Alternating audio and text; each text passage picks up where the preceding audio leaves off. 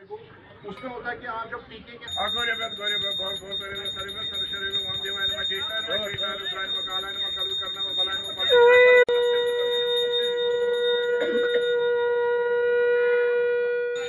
तो जो आज यहाँ पर ये पूजा इनका चल रहा है ना, ये इससे पहले भी यहाँ पर ये पूजा चल रहा था। आपसी भाईचारा सदियों से है हमारे गाँव और इनके जो यहाँ पर ये पंडित लोग आते हैं, ये सदियों से पहले इनके साथ है भाईचारा। आज भी हमारा भाईचारा है आपस में। ये हर एक जगह पर डेवलपमेंट होती है, तो आज इन्होंने भी यहाँ पर डेवलपमेंट शुरू की। इसमें खुश है, हमें क्या है, इसमें कोई एतराज़ नहीं है। जाओ यहाँ पर काम कर रहे हैं, वो ज़्यादातर मुस्लिम लोग ही यहाँ पर काम कर रहे हैं, हमारे बच्चे ही यहाँ पर काम कर रहे हैं।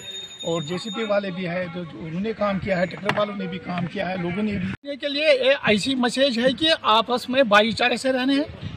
जैसे इससे पहले भी हम भाईचारे से रहते थे, आज भी हम भाईचारे से रहते हैं।